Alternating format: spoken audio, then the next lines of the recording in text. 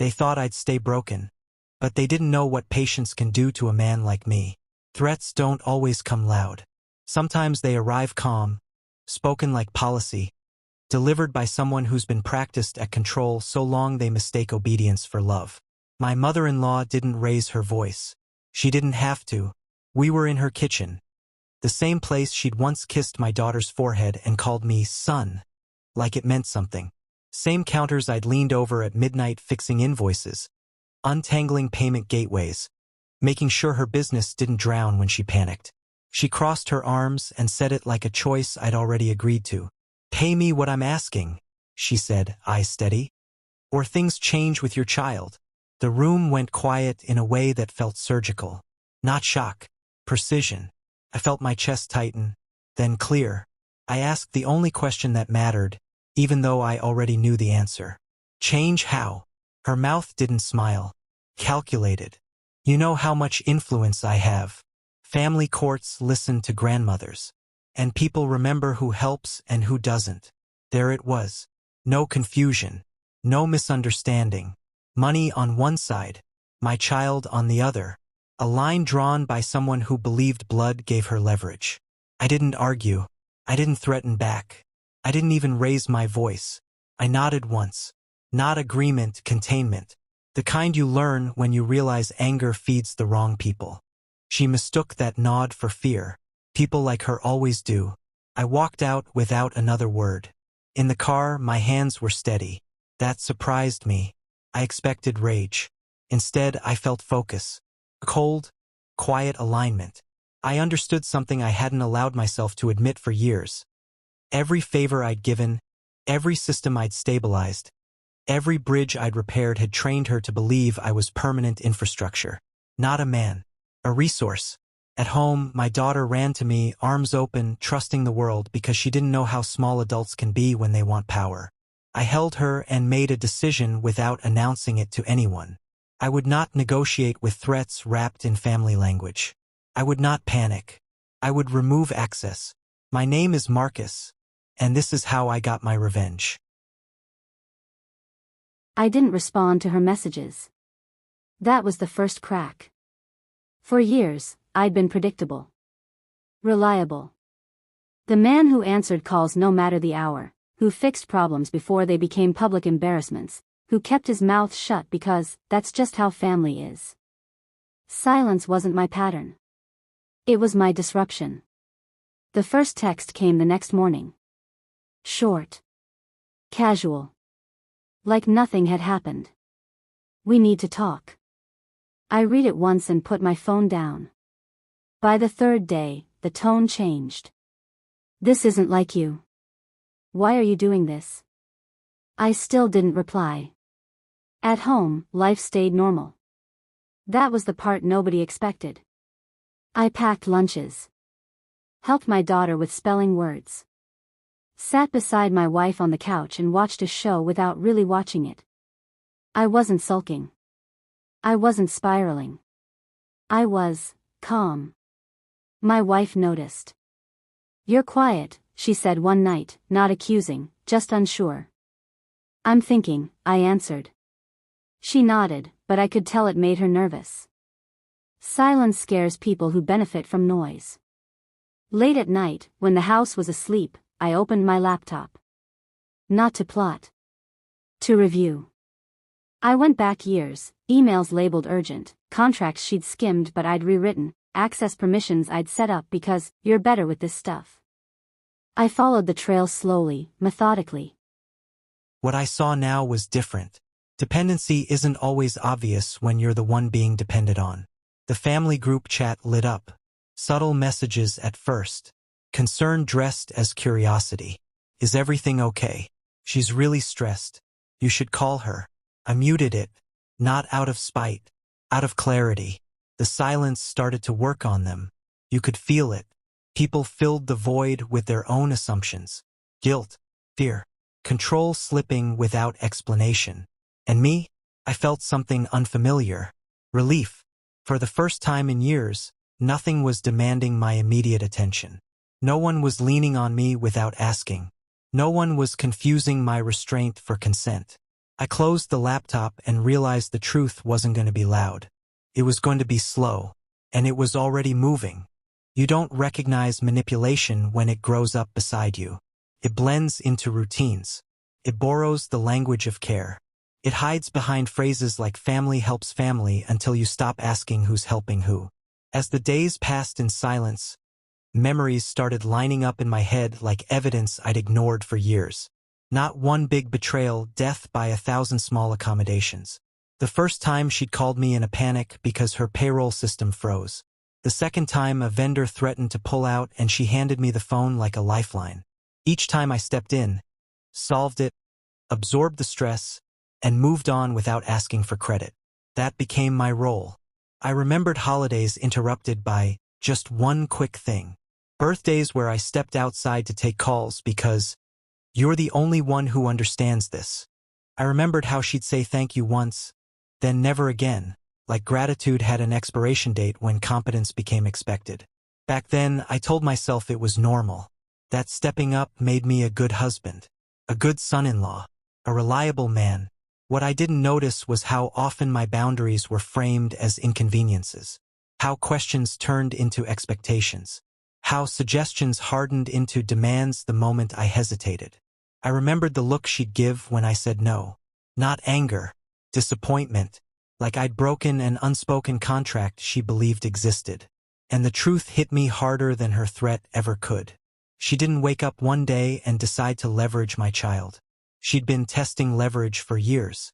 Small pushes, subtle guilt, quiet power plays. The ultimatum was just the first time she said it out loud. I thought about all the warnings I'd brushed off. Friends who told me to separate business from family.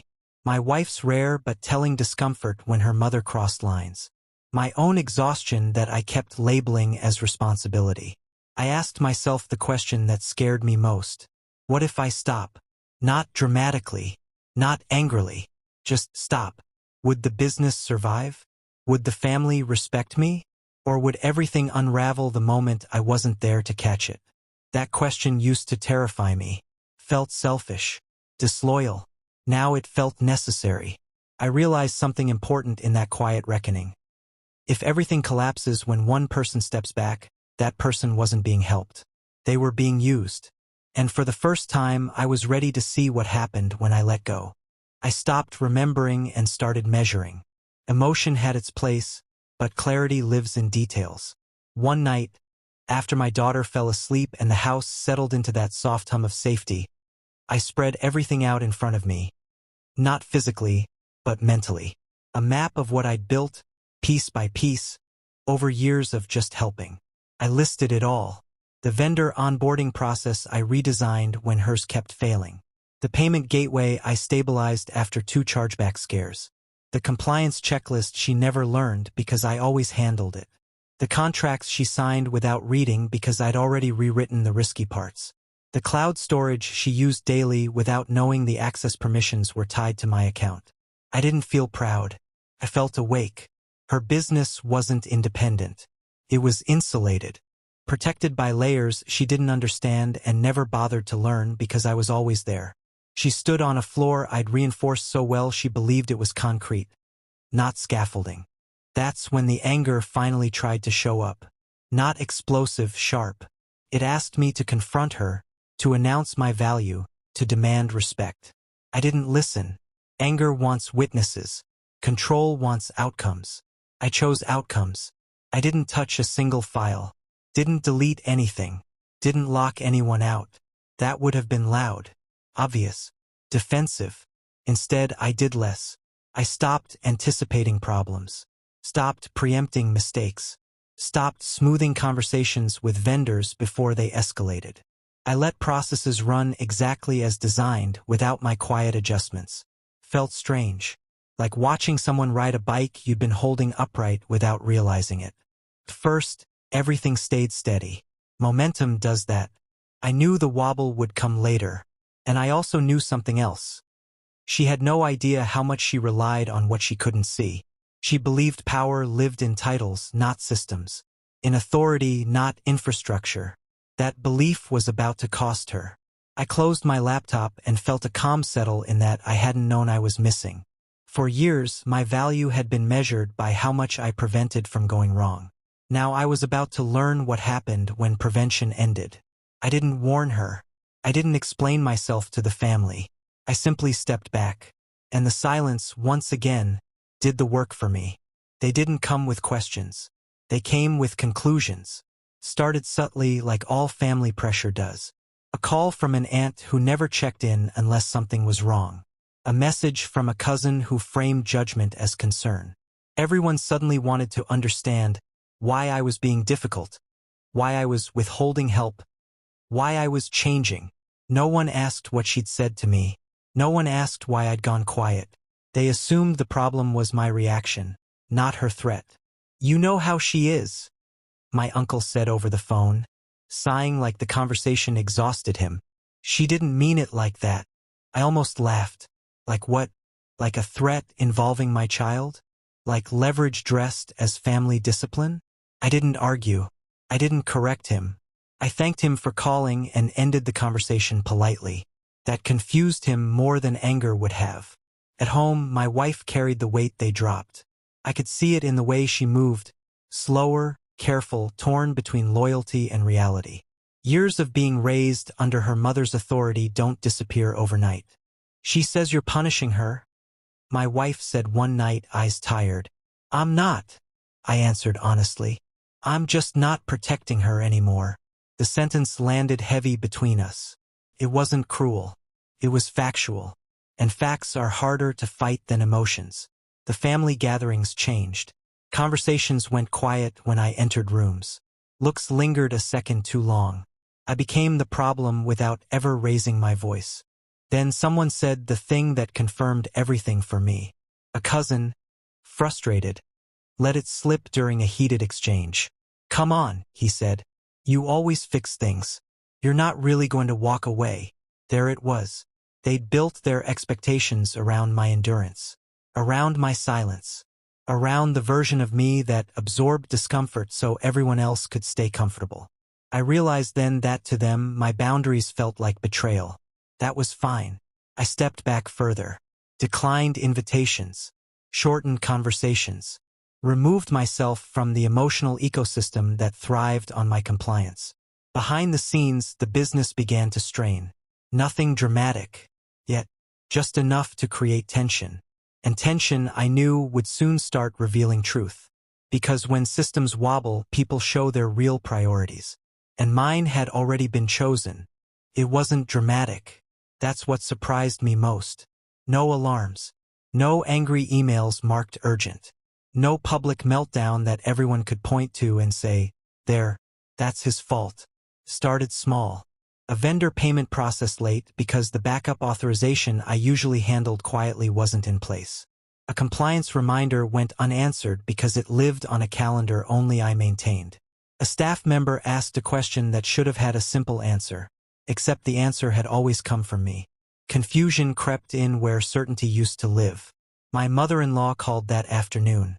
I watched the phone light up on the counter while I helped my daughter with homework. Her name sat there, vibrating like it always had, demanding attention out of habit. I didn't pick up.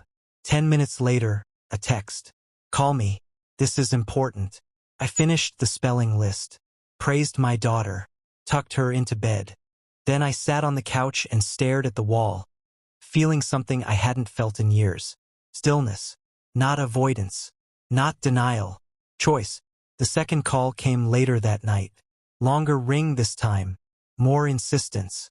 I imagined her pacing, phone in hand, irritation sharpening into panic as she realized I wasn't responding on schedule.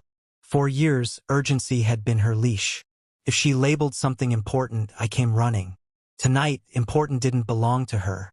I let the call go unanswered. The next morning, messages stacked up. Not apologies. Not questions. Demands. "Why are you doing this? You're putting everything at risk. This affects more than just you." I read them without emotion, because that last one told me everything.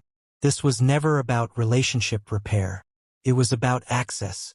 At work, my focus was sharp. At home, I laughed more, slept better.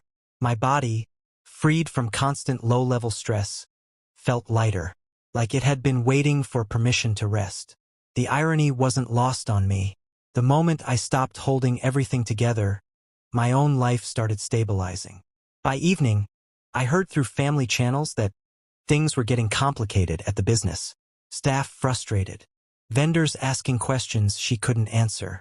She called again. I didn't answer, because the first thing I let fail wasn't the system. It was the expectation that my silence meant weakness. And once that expectation cracked, everything built on it would follow. Power doesn't disappear with an explosion. Thins out. It leaks through cracks people don't notice until they're standing in a mess, wondering when the floor got so unstable. By the end of the week, everyone felt it. The business hadn't collapsed, but the rhythm was gone. Payments lagged. Vendors stopped extending grace. Staff grew cautious, asking questions that no one could answer with confidence. The invisible hand that used to smooth everything over wasn't there anymore. And for the first time, my mother-in-law had to face problems without a safety net. That's when her tone changed. The calls came faster now. Longer. More desperate. When I finally answered one, it wasn't out of kindness. It was out of curiosity. "You think you can just disappear?" she snapped, skipping greetings.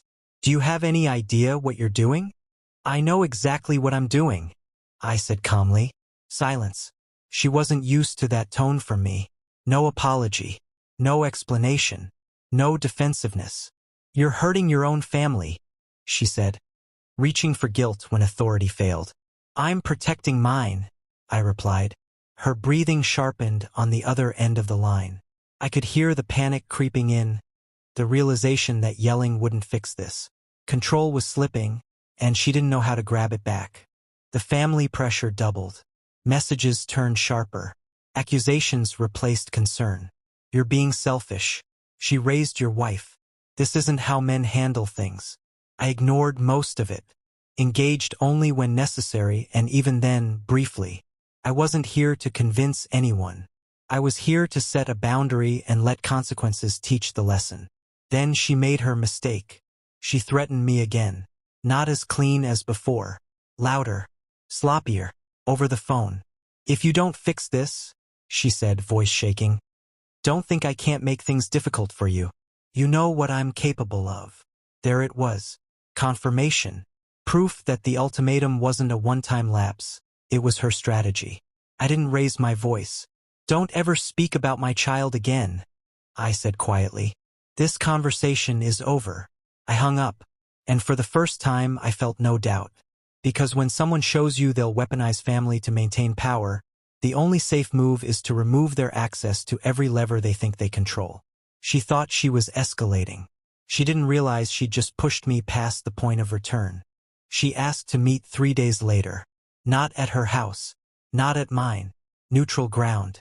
A quiet cafe halfway between our lives, chosen carefully, like everything else she did when she wanted control without witnesses. When I walked in, she was already there, sitting upright, hands folded, expression rehearsed.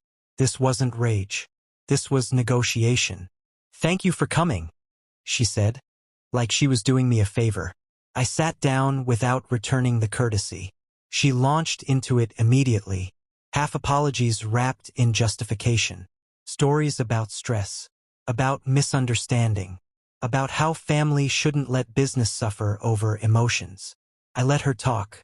Then she slid an offer across the table. Compromise. A way to move forward. That's when I saw it in her eyes. The assumption that I was angry. That I'd lashed out. That this whole situation was temporary punishment. And once she adjusted her tone, I'd return to my place. I shook my head slowly. "I didn't do anything to you," I said. She frowned. "What do you mean?" "I didn't touch your business. I didn't sabotage anything. I didn't tell vendors to walk or staff to panic." Her confusion deepened. "I just stopped protecting it." The words landed heavier than any accusation. I watched the realization crawl across her face, piece by piece. The late payments, the unanswered questions, the systems no one knew how to manage without me. All of it suddenly connected. "You," she started, then stopped. For the first time, she understood the truth. Nothing had been attacked. The shield was simply gone. Her power had never come from authority. It came from access to my labor, my silence, my competence. And the moment she threatened my child, she forfeited all of it. "I thought you were punishing me," she said quietly. I stood. "No," I replied. "I'm just done." There was no satisfaction in it. No triumph. Just relief. Like setting down a weight I'd been carrying so long I'd forgotten it wasn't mine. She asked to talk more. To fix things. To reset. I didn't sit back down. "This conversation is over," I said. "And my child is no longer part of your leverage. Ever." I walked out while she sat there, surrounded by the consequences of a threat she thought would control me. That was the moment she realized something too late. I was never attacking her. I was choosing myself. And once that choice is made, there's nothing left to negotiate. After that meeting, the noise changed. It didn't stop, but it lost its confidence. Messages came softer now, uncertain, like everyone could sense the ground had shifted, but didn't know how to adjust their footing. When power is real, people speak boldly. When it's gone, they whisper. My mother-in-law tried a new approach. Regret. She sent long messages about family history, about sacrifices, about how she'd only said what she did because she was scared. None of it mentioned my child directly anymore. She knew that door was sealed. I read the messages once and didn't respond. Not because I was cruel, because I was done being manipulated by emotion after logic had already spoken. We met one final time, briefly, with my wife present. Neutral setting. Clear boundaries. "I want to move forward," she said, voice trembling. "We're family." I nodded. "We can move forward," I said. "But without access." Her face tightened. "What does that mean?" "It means no involvement in our finances. No role in our decisions. No leverage through guilt or obligation. And no contact with our child unless it's respectful, supervised, and never used as pressure." She looked to my wife for support. Old habits. My wife stayed silent. That silence told me everything. I didn't raise my voice. I didn't list grievances. I didn't ask for apologies. I set terms. She tried one last time. A familiar tactic. Tears. "I never meant to hurt anyone." "I believe you," I said calmly. "But intent doesn't undo damage." That was the end of it. I stood, shook her hand politely, and walked away. Later, the family narrative shifted. Quietly. Suddenly, no one wanted to be in the middle. The same people who'd pressured me before started avoiding the topic altogether. Control had stopped working. And without it, the drama had nowhere to feed. I realized something important in those weeks. Family only feels like a weapon when you're the one being hit with it. Once you step out of the line of fire, it becomes what it always should have been, optional. I didn't feel victorious. I felt free. And freedom, I learned, doesn't need applause. It just needs consistency. There was only one thing left to do. Close the door completely and protect what mattered most. The aftermath wasn't dramatic. No shouting matches. No public apologies. No sudden transformation where everyone understood my side. Real endings rarely come with neat bows. They come with quiet adjustments and new rules people learn not to cross. Our home changed first. The tension that had lived in the walls for years drained out slowly. My daughter laughed without hesitation. She slept better. So did we. There were no late-night calls, no emergencies that somehow always needed me. Even my wife seemed lighter, like she was relearning how to exist without bracing for her mother's approval. We built new routines. Small ones. Protected ones. Sundays became family days. Phones away. No interruptions. No obligations disguised as favors. I watched my daughter run across the park, carefree, and understood the full weight of what I'd stopped before it could touch her. The business did what businesses do without protection. It adjusted or it didn't. That part wasn't my concern anymore. I heard through distant channels that my mother-in-law blamed stress, staff, timing, everything except herself. That didn't bother me. Accountability isn't something you can force on someone who avoids it. What mattered was this. She no longer had access to my life, my labor, or my child. I didn't shut down her business. I shut down the version of myself that believed love meant endurance at any cost.